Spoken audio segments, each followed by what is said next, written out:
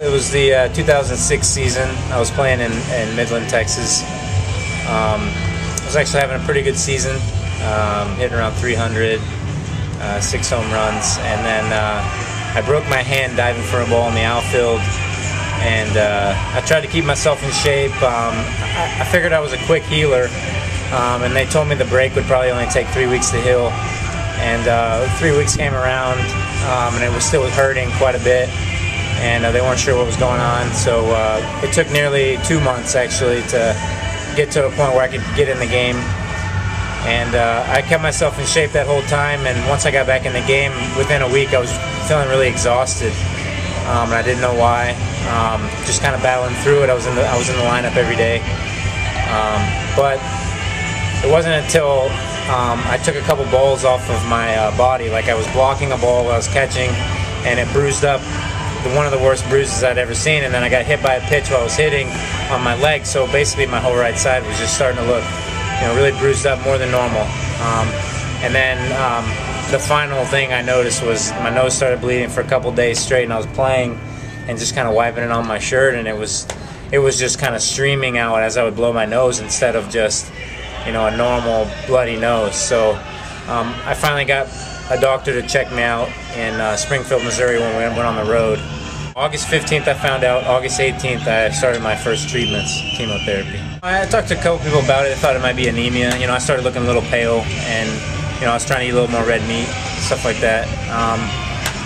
There was no way for me to know, and no one brought it up until my trainer was taking me to the hospital that day to get the blood test. I think the doctor actually told Von Hayes to take me out of the lineup for that night, because he told me it could be anemia, but I think he went and told him it could be leukemia as well, and they didn't tell me that until the trainer was kind of saying maybe that's what it was, but it was all foreign to me, so it was like, yeah, we'll just see. Was there a time where you just felt, I'm really not going to go back to playing baseball from this, or did you always believe that you would be back on the field? Did that keep you going? Yeah, I believed I would come back right away. Right when I went to the hospital in Springfield, when they told me what it was, they were like, have you thought about doing anything other than baseball? And I was like, well, yeah, but if I'm healthy, if I come back healthy, then there's no reason why. If I'm going to be physically active, I might as well try to do it, So that was the goal the whole time, to come back if I was, strong enough from everything. And so as soon as I could start working out a little bit, I started doing stuff. So talk about you and me on a comeback. When you first had the idea, how you came up with the name and the creation of the foundation. When I was at home with my parents, they were living in Georgia at the time. I was traveling down to the Mayo Clinic in Jacksonville, Florida. I was at home, not doing a whole lot in my mind. It was just kind of racing. I needed something to do.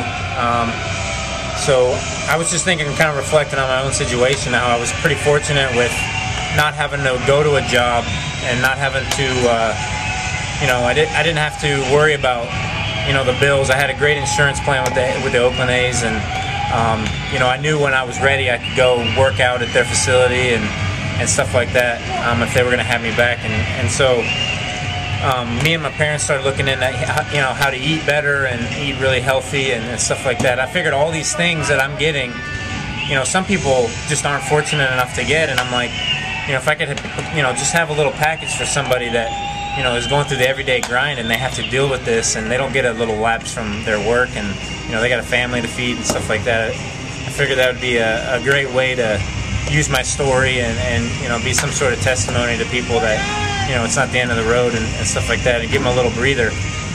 So you and me on a comeback, I'm not sure exactly how I came up with that name, but, having a comeback was obviously, on my mind a lot, and